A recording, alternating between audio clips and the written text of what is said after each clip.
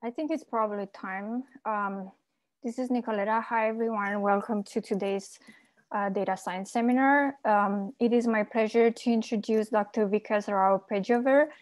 Vikas is an eScience Postdoctoral Fellow in Biomedical Informatics and Medical Education. Vikas' broader research interests include topics in bioinformatics, computational biology, and machine learning. He is interested in the development and application of machine learning methods to medical genomics and proteomics problems, with a particular emphasis on the integration of heterogeneous data from disparate sources. Vikas developed methods to predict over 50 different types of structurally and functionally important sites in proteins and integrated them into prediction of disease-causing mutations. Today, Vikas is going to talk about noisy positive unlabeled machine learning for genetic variant interpretation. And as usual, please don't forget to place your questions and use your question and answer button at the bottom of your Zoom screen. And Vikas, please go ahead. Thank you. Thank you, Nicoleta, for that super kind introduction, and thanks everyone for being here. I'm going to jump right in and get started. Some of the stuff that Nicoleta mentioned is going to be covered in the talk today, so I'm happy that that was the right sort of setup for what I'm talking about.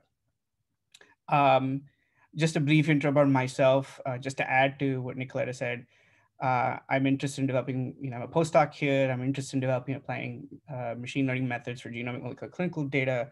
Sort of two main areas of thrust for me. One is to address important questions relevant to human genetic disease, but also to think about moving these algorithms into clinical applications to improve patient lives. In sort of the spirit of data science, I've kind of visualized my history in terms of training.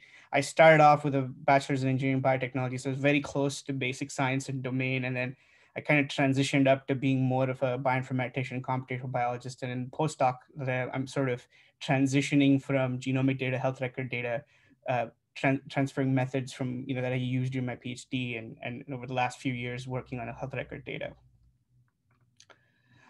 So just to jump right in, if you think of a biological system, you can think of the flow of information through the system at different levels, starting from DNA all the way through RNA, protein, all the way up to the population level phenomenon. So essentially, a single change here, you would expect that to propagate all the way up through this cascade. And you would, to the point that you would be able to see organismal phenotypes, and that would perhaps reflect at the population level.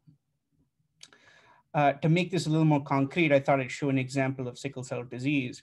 So here, when you start at the DNA level, you have there are nucleotides that basically code for mRNA, and then these eventually code for linear chains of amino acids called proteins.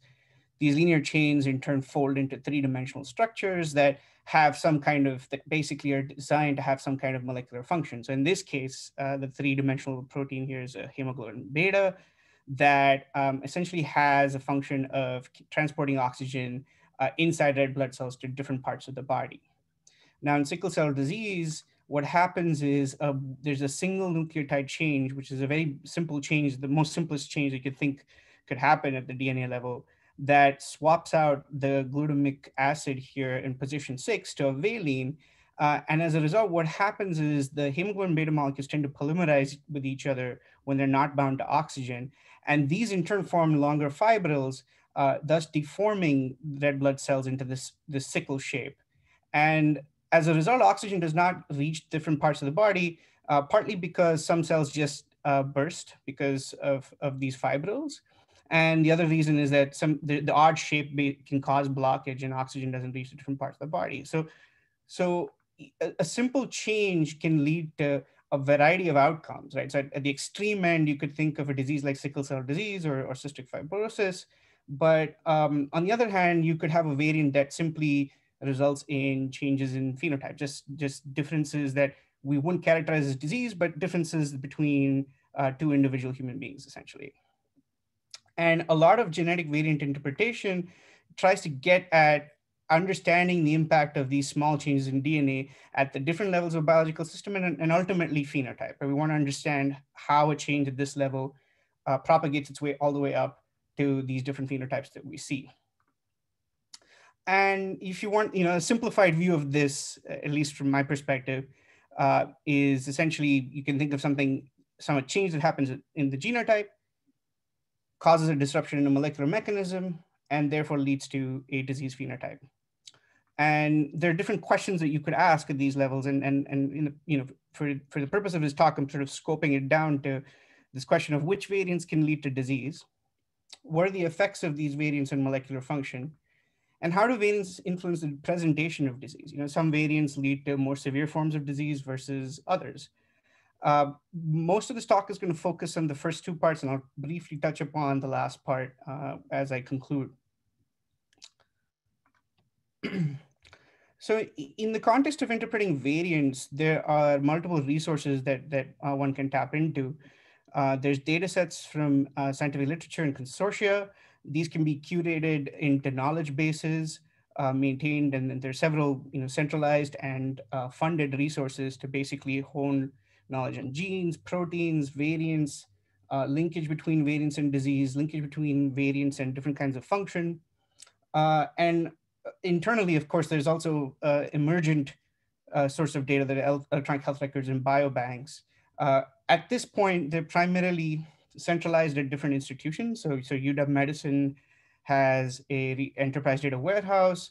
Mimic is a publicly available electronic health record resource. And there are a couple of biobank data sets that you can apply to get access to across the world. But there are two key challenges with using existing data for variant interpretation.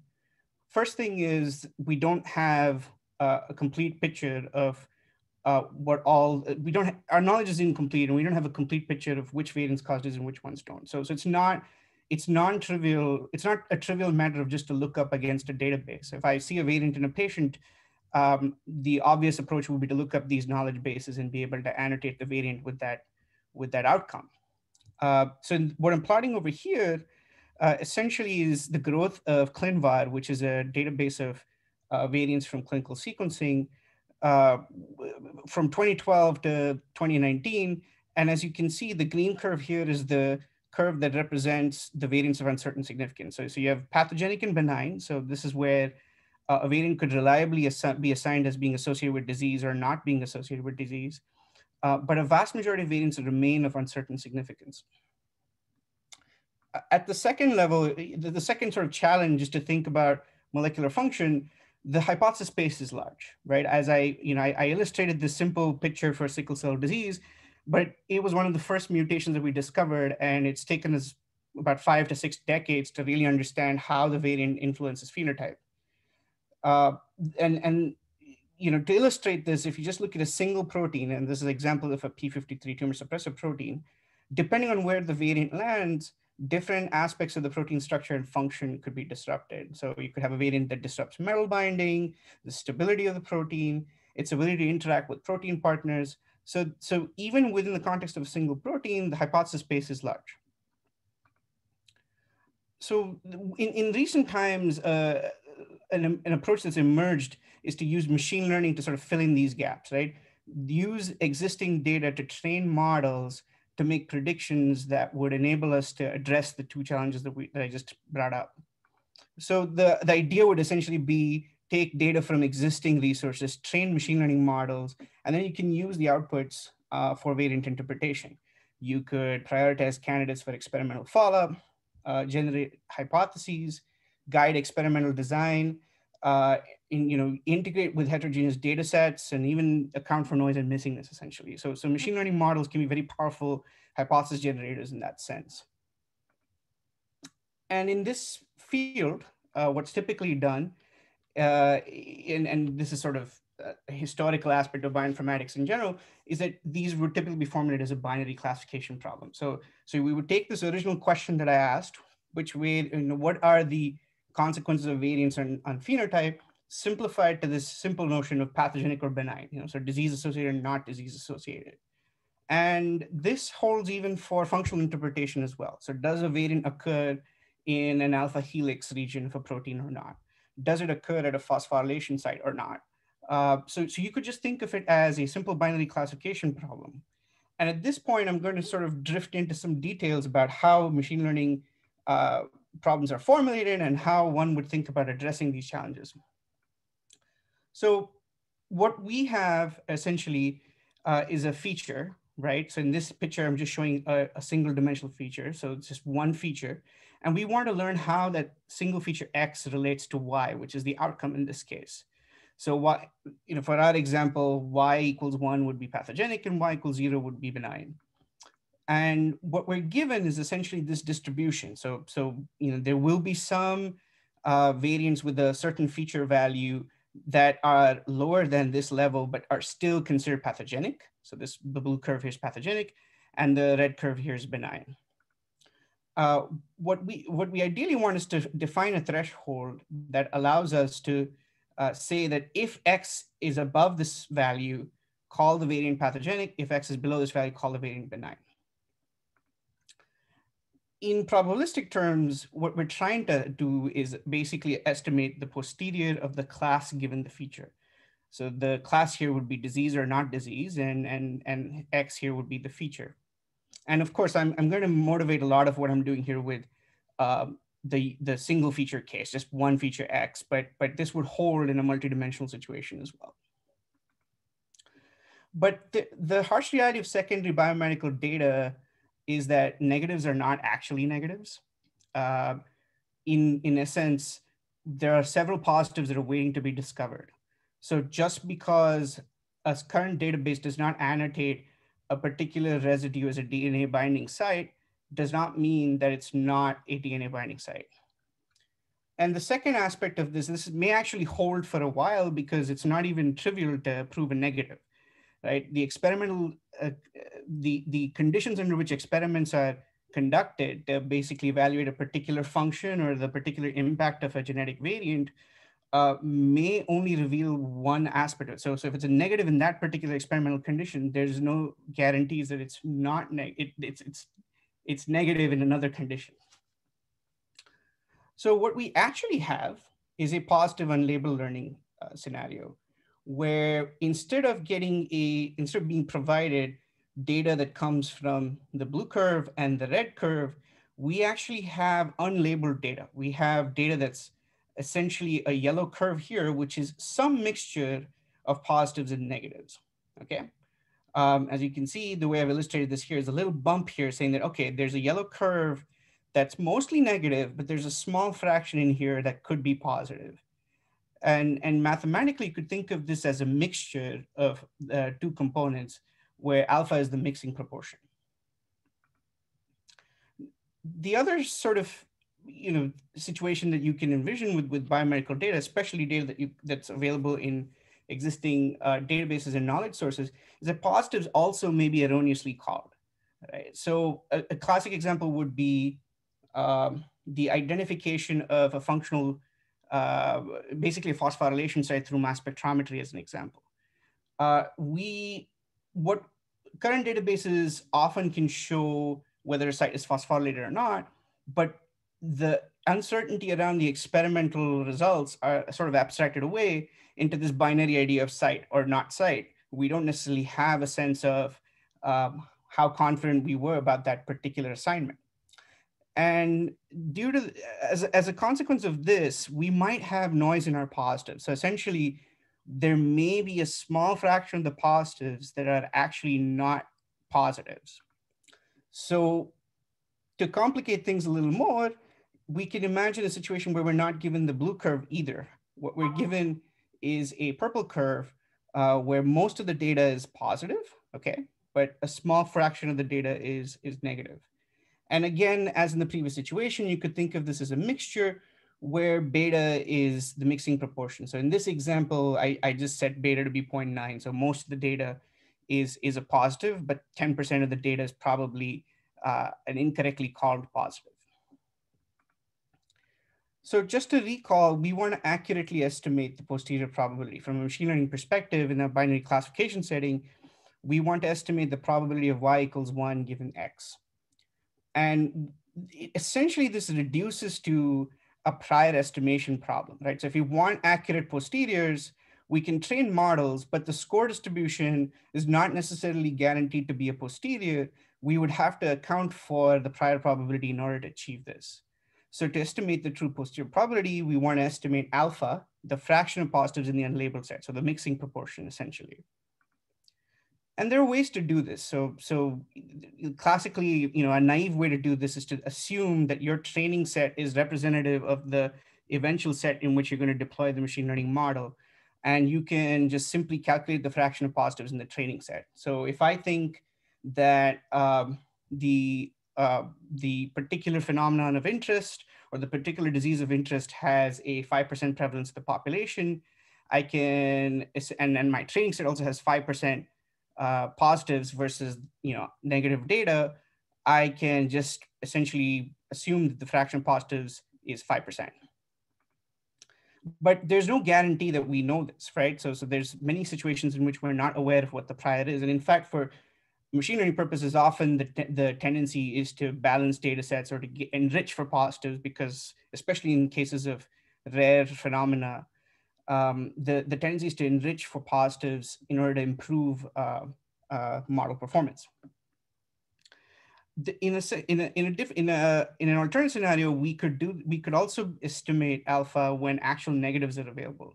So when actual negatives are available, you would just simply incorporate them. So you could train a model with positive and negative data as you would typically in a typical binary classification setting.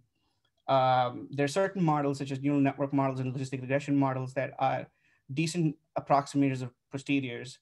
In that situation, you could just naively take the mean of all the posteriors. You could take a data set where you don't have a gold standard truth. You could run the predictor and then just take the mean and say, well, this unlabeled data set that I'm running it on is probably representative of reality, and then here's the prior that I can estimate. But in this situation, it's going to be well, first of all, we need to have negatives, right? And then that's probably something that, and we'd have to have a good number of negatives in order to train a model, which is not something that is characteristic of data sets such as the ones that I'm talking about. I also want to add that there are several parametric approaches that allow us to incorporate negatives in sort of a semi-supervised machine learning framework. But I'm not going to talk about those in detail. Essentially, what I want to say is that it is non-trivial to estimate alpha in the positive unlabeled setting, especially when there's noise. So in this context, what I'm indicating is if you go back to the previous picture, there was a purple curve where there's noise in the positives as well. So we now need to estimate two quantities, the mixing proportion alpha and the mixing proportion beta, which is the fraction of positives in the noisy positive set. And there's at least up until recently, there was no straightforward way to do this. A few years ago, from some work by Jane et al., essentially provided some theoretical results about this class prior estimation, essentially in this noisy positive unlabeled setting, and also presented an algorithm in terms of how to do it. And in this example, I'm just showing a schematic here. The algorithm is a maximum likelihood estimation algorithm. There's a key problem that sort of pervades this whole question of class prior estimation, is that there several solutions may exist. So we don't have hope of finding the exact alpha or the exact class prior, but we can find the max value through this algorithm and through this likelihood estimation framework. Alpha max basically estimates alpha star. It's better than estimators of alpha from previous methods. I'm not going to go into details, but there's a reference here that definitely has more details. And then for beta, you could simply rerun this algorithm with the positive unlabeled assignments flipped.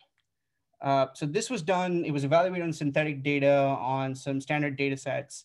And a huge chunk of my work was basically taking this idea and translating it into practice on real biomedical data sets, and in particular for genetic variant interpretation. So the general protocol now basically is that we can simply train positives against unlabeled data. Ideally, what we want is an unlabeled data set that's representative. So what I mean by representative is if you're going to deploy the tool on a genome, you'd like to have the unlabeled data be coming from a genome.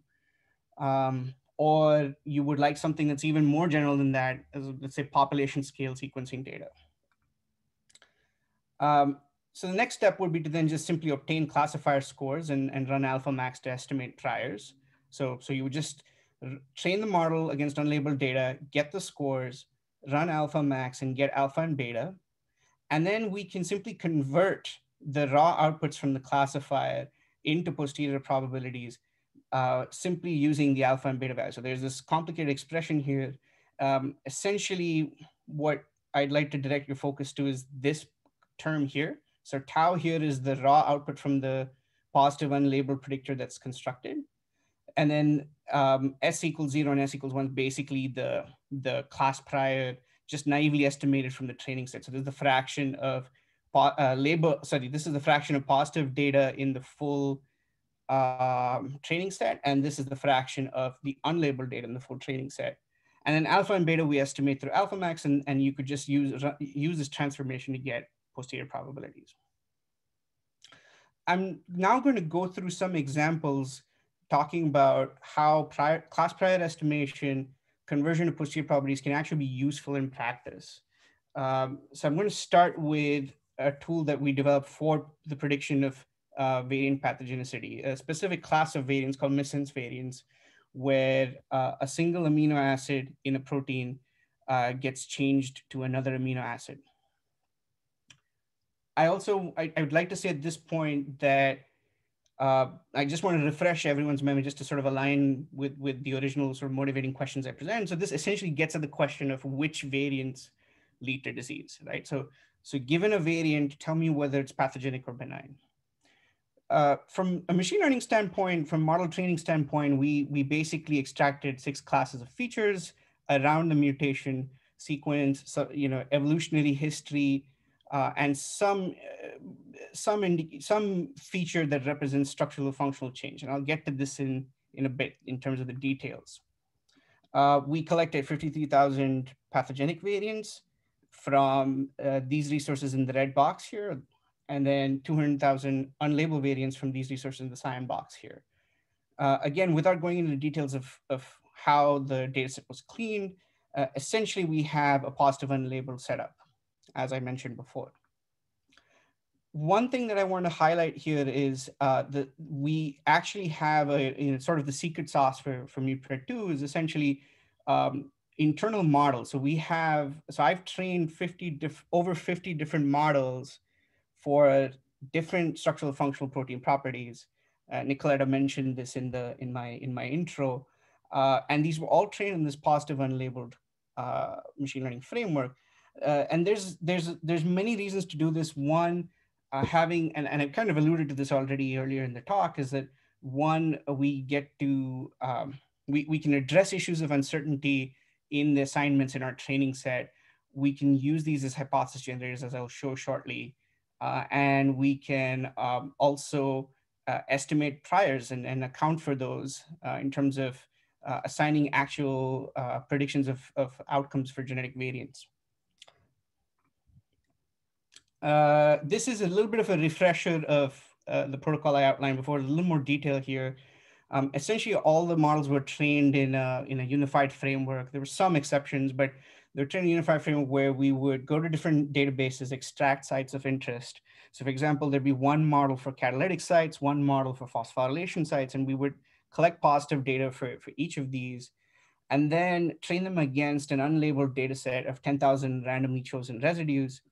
The feature space was unified in the sense that we used similar features for all of these different properties, conservation, sequence, and physical chemical properties.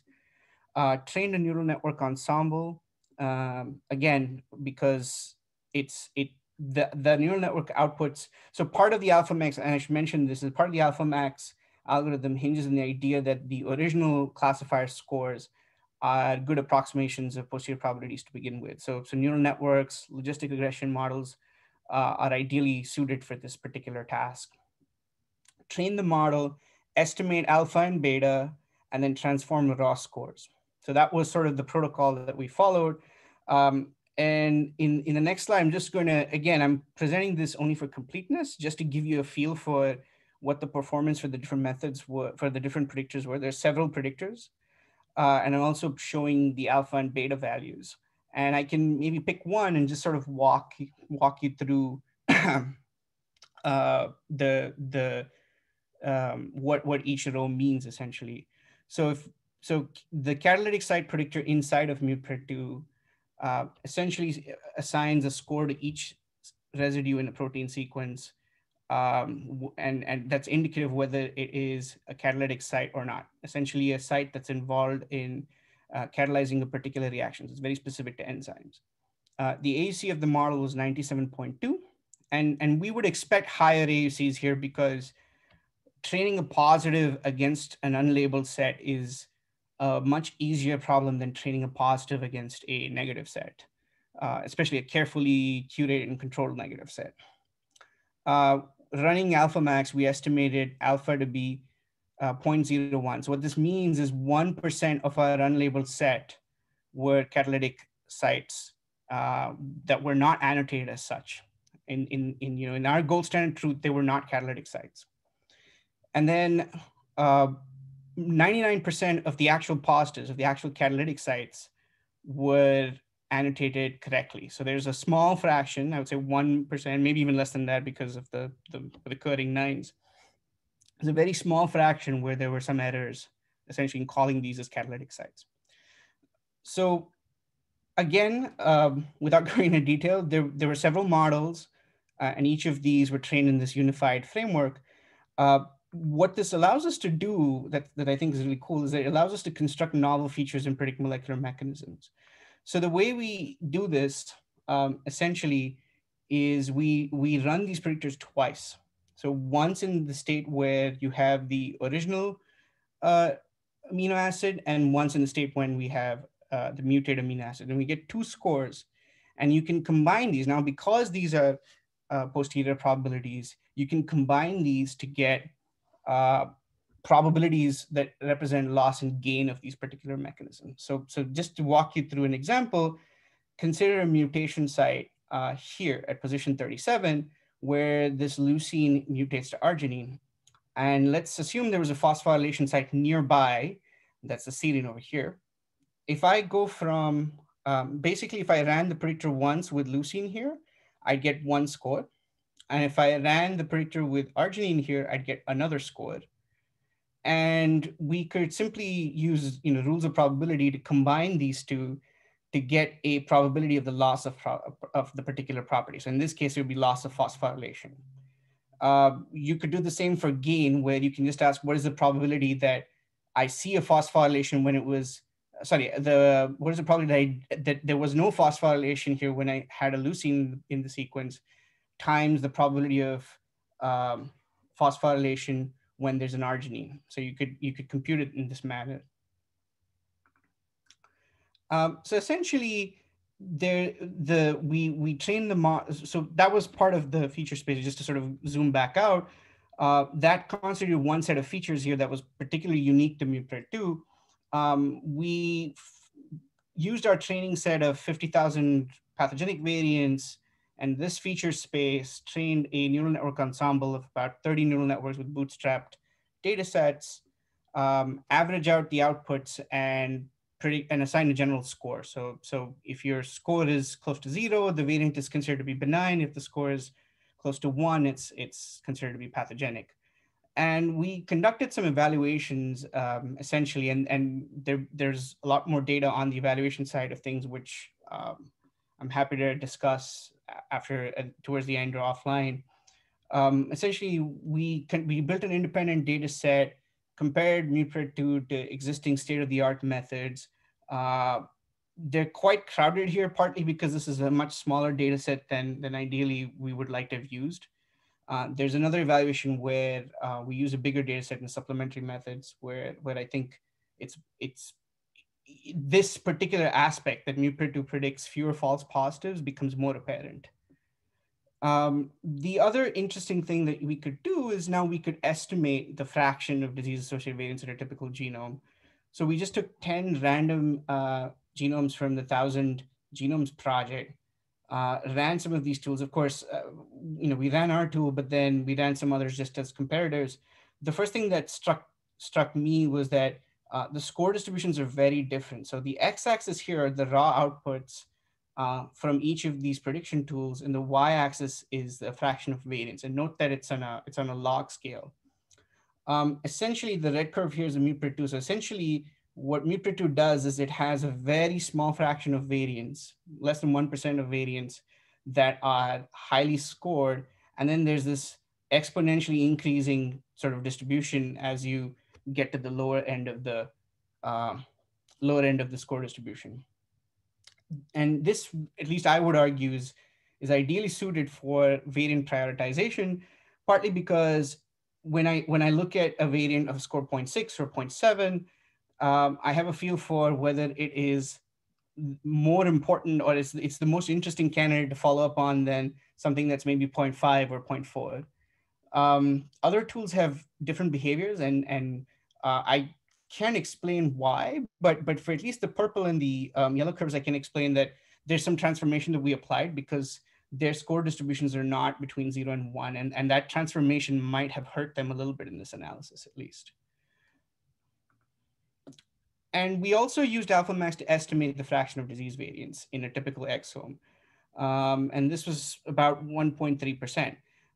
What's interesting about this is that it's much lower than previous estimates and seems reasonable to us. There are some caveats. Just generally, the definition of what a pathogenic variant is has evolved over time, and there's that one.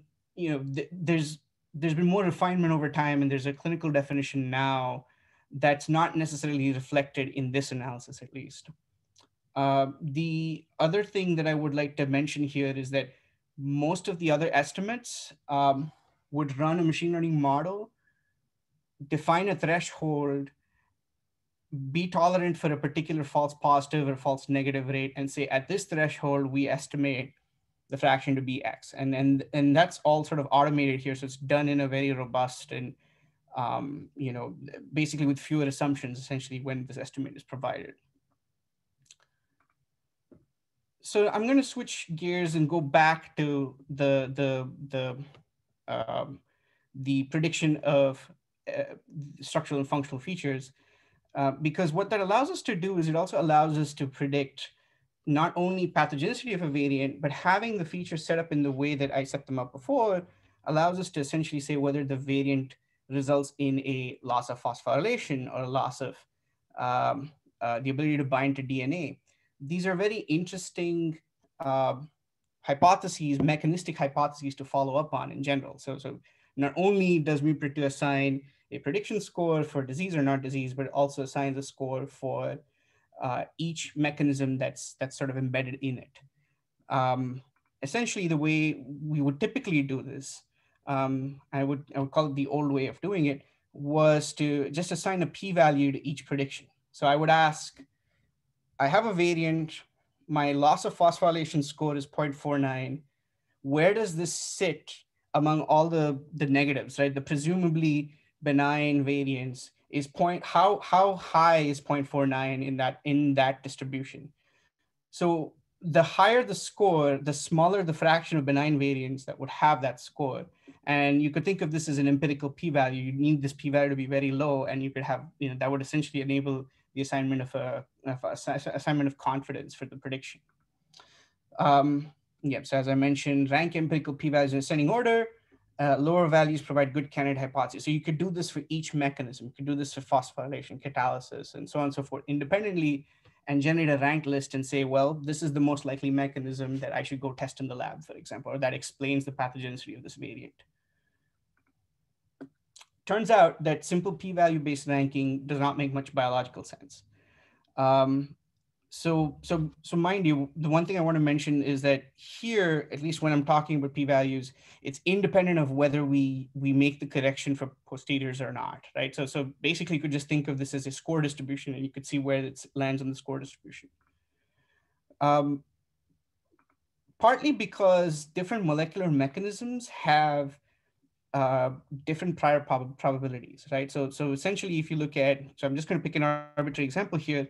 What we see here is protein-protein interaction residues occur much less in the top three mechanisms for variants in this data set than a metal binding site such as zinc. Now, naively, you would imagine because protein-protein interactions requires multiple residues, this would be more common than, let's say, zinc binding. And this flat uniform-like distribution, it doesn't have much biological plausibility. And as I mentioned earlier, it's partly because we need to account for prior probability of each property, right? So something that's more common should show up higher up on this list, and something that's less common should be kind of lower down. So we went ahead and as I illustrated before, we trained those models in the positive unlabeled learning framework, converted to posteriors. And instead of ranking based on p-values, we just simply ranked based on posteriors. And in this sort of posterior-based ranking, the curves make much more sense in terms of biological believability, right? So there's essentially things that would affect multiple residues, such as interactions, protein structure, helix loop strand, are much more common than phosphorylation, SUMOylation, post-translational modification metal binding sites, which are very specific to particular kinds of proteins and residues and involve maybe a handful within the given context. So we can now essentially provide a property score as well, right? So apart from just making a prediction of pathogenic or benign, at some level we open up the black box and make the model more interpretable and say, what is the property that's sort of driving this prediction? Although the two are independent of each other, at least the way it's set up here. We did some experiments where we took our original data set of 50,000 pathogenic variants and the unlabeled set and essentially asked which mechanisms are enriched and which mechanisms are depleted. So the middle line over here is 0, and on the right of this line is enrichment, on the left is depletion. As you can see, several mechanisms here are enriched. Most of these, there's been some indication in the past. So a lot of this work was basically recapitulated previous work in the sense that structural changes, metal binding, macromolecular binding are very common mechanisms. And PTMs are kind of mixed, which is what we expect, given that some of them occur in structured parts and others occur in less structured parts. One novel prediction that we made was that allosteric sites are very commonly disrupted by variants, at least in our positive set that we had. And this has implications for drug development. So this is something very exciting. We also sort of branched out beyond. So that data set was mostly inherited disorders, Mendelian disorders, single gene disorders. We sort of branched beyond that in collaboration with the Akacheva lab at UCSD to look at molecular signatures in neurodevelopmental disorders. So the experiment here was set up slightly differently because we had both case and control information. So we had 4,000 variants from patients with these 4 diseases, and we had 1,300 variants from healthy siblings. But what we're basically looking for here is a situation where the filled bar is taller than the not filled bar, the empty bar. And if there's a star there, it essentially means that there's statistical significance. And macromolecular binding sites, so anything that involves binding of DNA, RNA, PPI, PPI is protein-protein interaction, they're all enriched in this particular data. So we're able to essentially identify signatures that are unique to certain disorders or classes of disorders. The other cool thing that Lilia's group did, Jorge and Lilia's group did for us, was he validated some of our predictions. Essentially, because protein-protein interaction was such a strong mechanism that was impacted, he ran yeast to hybrid assay experiments where he took STXBP1, so this is one example, a typical example, and tested its interaction with 3 partners. And this is what it would look like if there was no mutation. Picked 2 mutations from this data set and 3 mutations from the general population. So there's polymorphisms that are expected to not have any impact. So both the mutations from the disease data set, as you can see, protein-protein interaction, the interactions were abolished. The MUPRET2 score was high, and the posterior for loss of PPI was also high. So this doesn't look high naively, but because you're multiplying two probabilities, your baseline is essentially a small number, it's 0.25. So anything above 0.25 would be a strong signal in this case. When it comes to the polymorphisms, interestingly, out of the three, there were two where nothing happened. So the mutation was introduced and it was pretty much the wild type activity.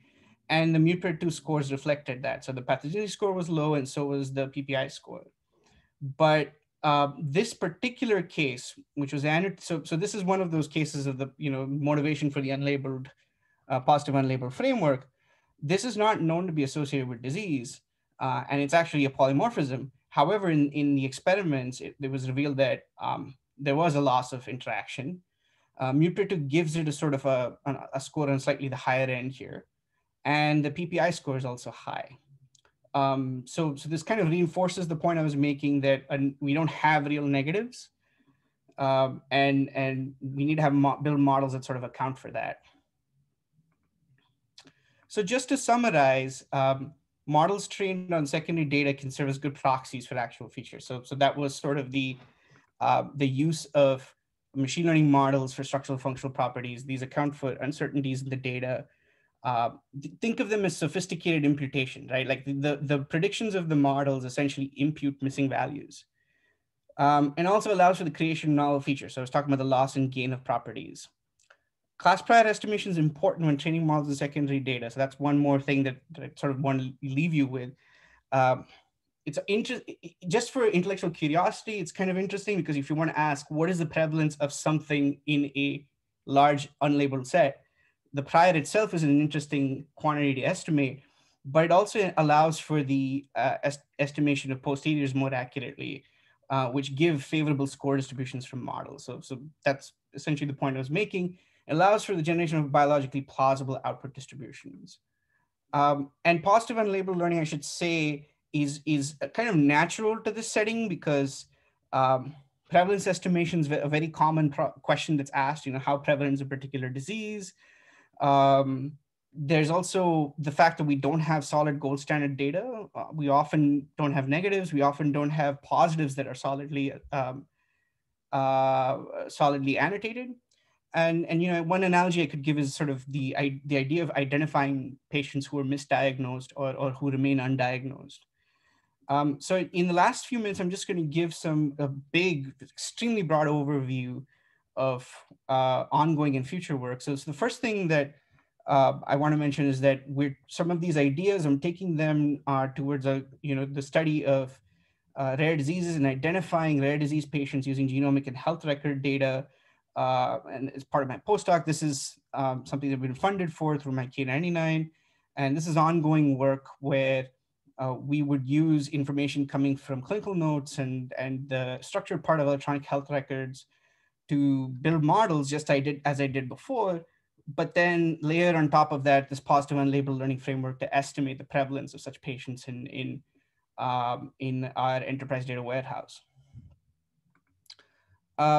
The other sort of aspect of what I'm doing now is I think one thing that if I had probably more time, I would spend some time talking about is essentially evaluation of computational tools. So the estimation of prevalence also impacts evaluation.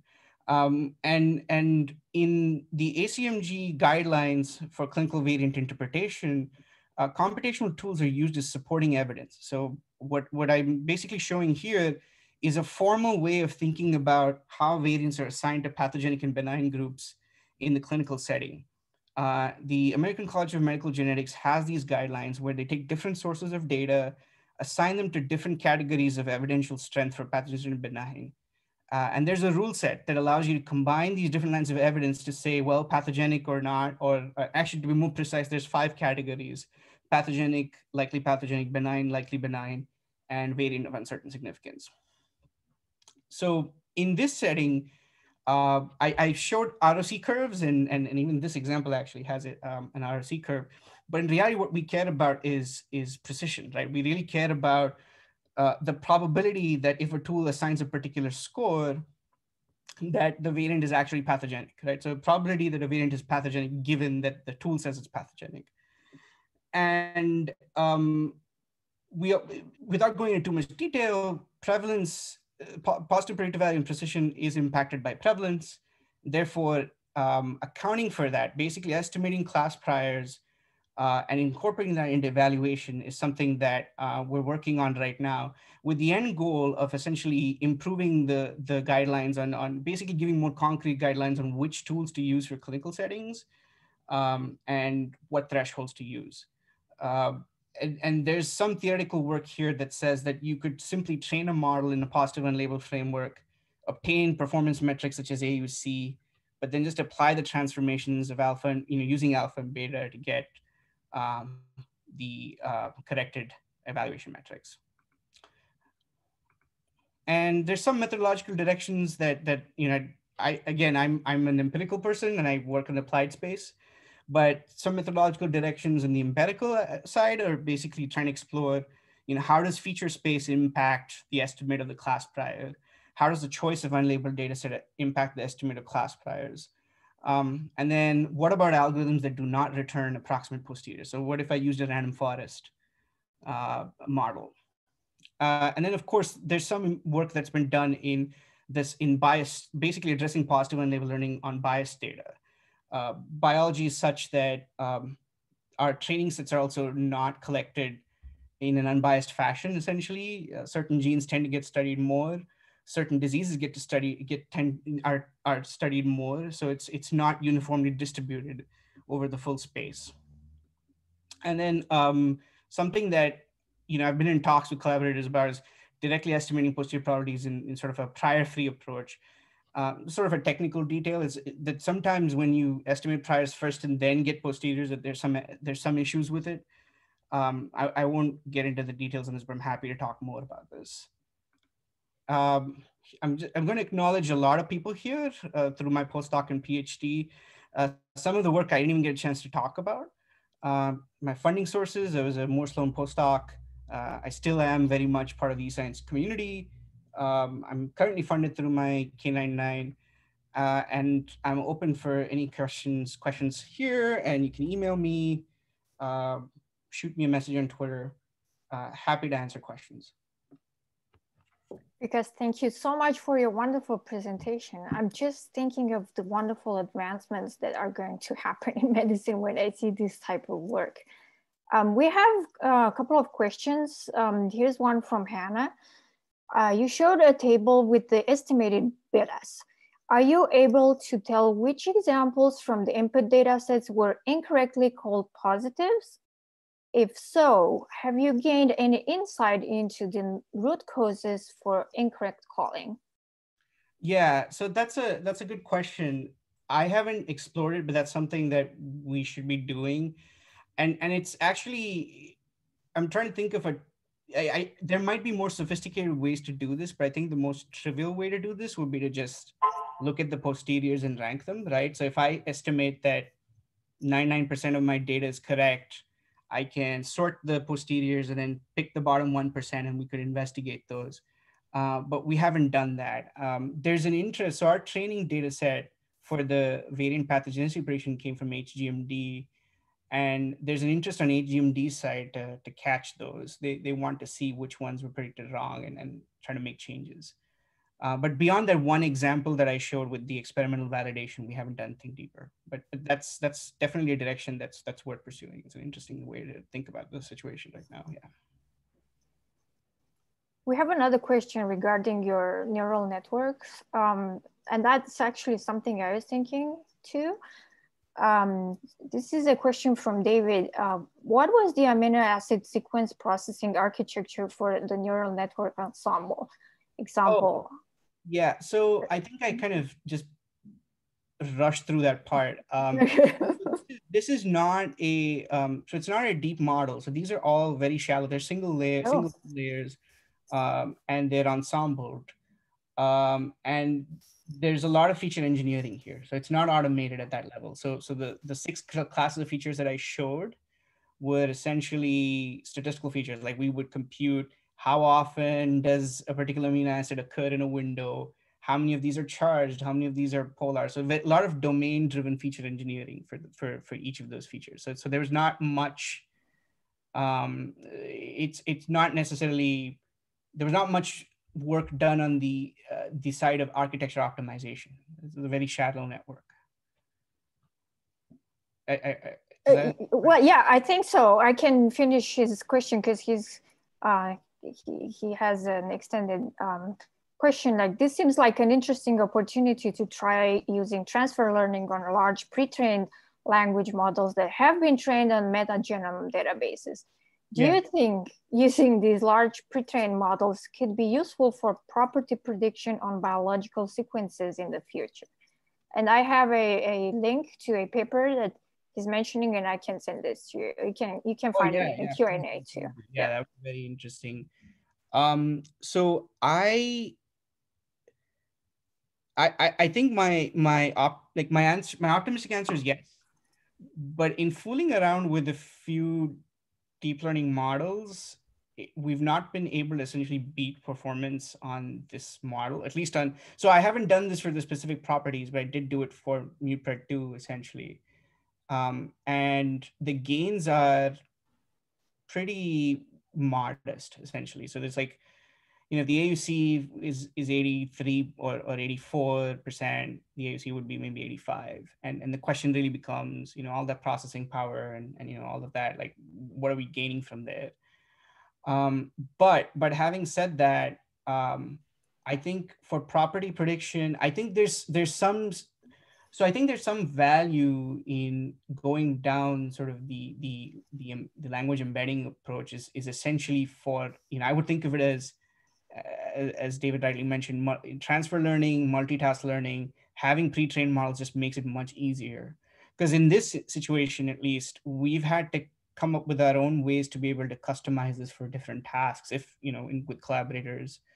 So I think there's a convenience argument to be made about being able to deploy these models more widely.